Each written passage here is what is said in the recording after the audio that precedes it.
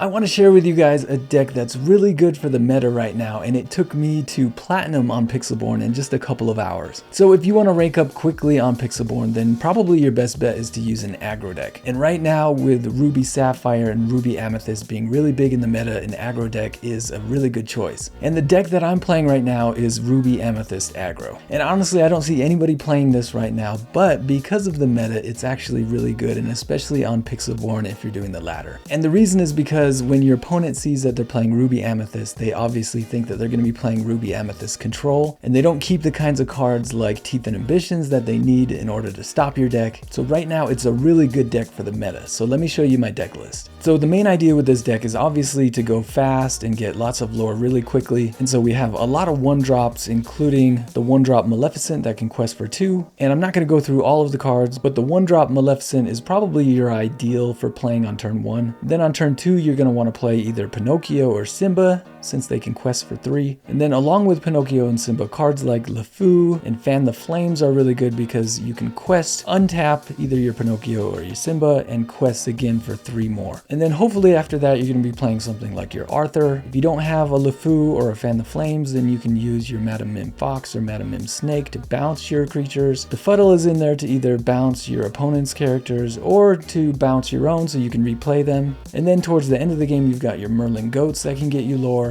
You've got 1 Sorcerer's Spellbook, and you've got the Queen's Castle. The Queen's Castle is going to be good against some matchups. It's not great against Ruby Amethyst Control just because they can take it out pretty easily with either Maui or Madam Mim Fox. But still, in the late game when you have a few different characters out and then you drop a Queen's Castle, they can't take out everything at once, and so it's a good finisher. And in the early game, obviously, it's something that you can ink if you need to. So that's kind of the gist of the deck, so let's jump into some gameplay. Alright, so in this first game we're going against Ruby Sapphire, and this is one of our better matchups just because they're so slow to get to their Be Prepared, and I'm really trying to get a good 1-drop, a good 2-drop against them. Maleficent 1-drop is great, but we're trying to get like a Pinocchio or a Simba for our turn 2.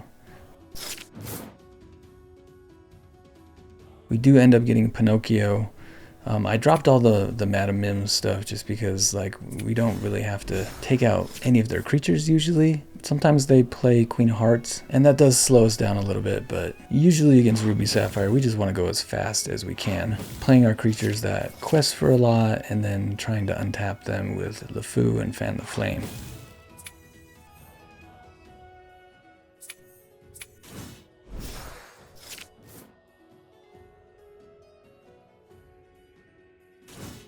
So they do play a Grammatala, which could take out either of our 1/1s. But again, we're just trying to go fast, and so if they take out our Maleficent, that's fine.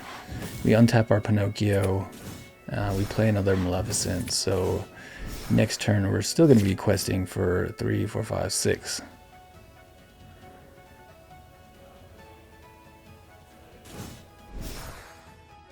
And they start ramping with their Fishbone Quill, take out our Maleficent, get a little bit more ramp. But as you can see, they're already really far behind, because we're sitting at 13. Now they could be prepared next turn, and so I do need to be a little bit careful here. Yeah, he can use the Fishbone Quill and ink something, and he'll be at 7. And so I really probably shouldn't have played anything, maybe just the Pascal or something, but yeah, here he goes. He is gonna be prepared, you can tell. And so that was probably a misplay on my part to play the Arthur, but at least I still have a Simba and a Pascal that I can play down. Now if he Be Prepared again, then I'm in a tough spot. This is also a good play by him to take out my Simba, but at least Madame Medusa can't quest for a lot, and so we're slowly still making our way up towards 20.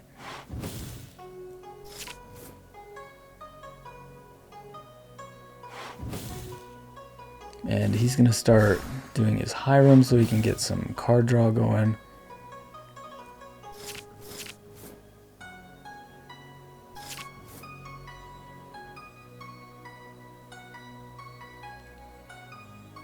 But right now, nothing can take out our Pascal because it's got evasive, and so we can still just keep slowly creeping towards that 20. Now I figure playing the Queen's Castle is okay right here just because he might not have a Maui.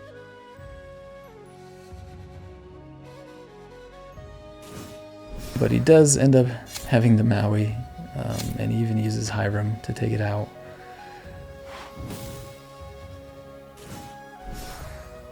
But we're getting close now. This turn we can be at 17, and he's still just sitting at 2.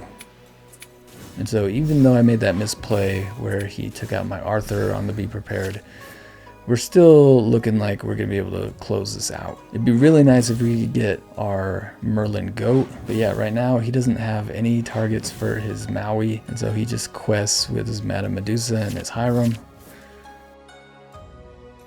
And he ends up drawing a second Be Prepared, probably off of that Hiram 2-card draw. But I end up drawing a Simba, and unless he has an answer for this, we're going to win next turn. He could have another Madame Medusa, but looks like he doesn't, and so we end up getting it. Now, the one other matchup that I want to show you is against Ruby Amethyst Control, just because it's such a big part of the meta. And Ruby Amethyst Control is actually a little bit slower even than Ruby Sapphire, just because they can't ramp towards that 7 to Be Prepared. And we get a good first hand. We got a 1-drop Maleficent, 2-drop Pinocchio, and then we end up getting a Fan the Flames, which is good, and some stuff to ink. And it's nice that we end up going first. So we get the 1-drop Maleficent down.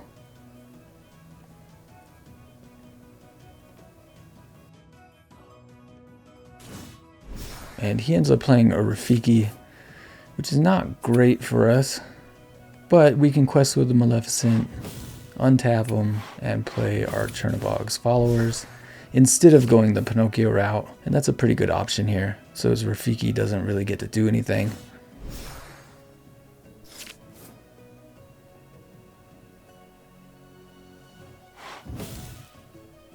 Now here I'm going to end up drawing a card off of Chernobog's Followers.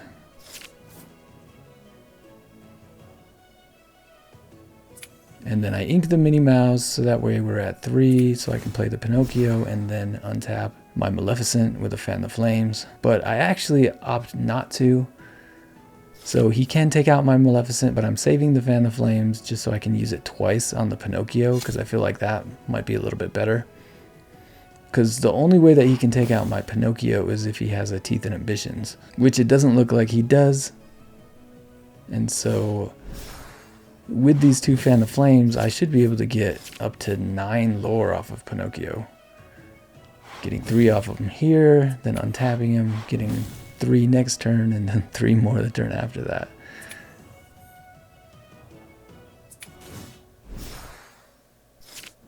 And that's the nice thing about playing Ruby Amethyst Control on the ladder, is that when they see that you're playing Ruby Amethyst, they probably assume that you're playing Control as well, and so they think that they're having a mirror match. So usually they don't keep their Teeth and Ambitions, and that's a good thing for us because it kind of destroys our deck. Even if we untap our characters, like here with LeFou, you know, a Teeth and Ambition could just easily take out Pinocchio.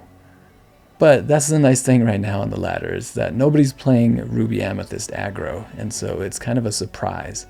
Now we're in a pretty good spot, because even if he had a Maui, he couldn't take out any of our characters. And then next turn, we're going to be questing for 6. And he's still 2 turns away from doing a Be Prepared. And so, you know, unless he had a Teeth and Ambitions, then there's no way to stop us at this point. And it does become a little bit harder if you go second, obviously, against Ruby Amethyst Control. But if you play it right and you don't leverage yourself too much for when they Be Prepared, and you get close enough to that 20 lore before they Be Prepared, then usually you can finish out the game. And here we're able to finish it out. Yeah, so hopefully that was helpful to see playing against those 2 matchups of Ruby Sapphire and Ruby Amethyst Control. Before you go, make sure you hit that like button, subscribe if you haven't yet so you can see my future videos. Thank you for watching, and I'll see you in the next one. All right, bye.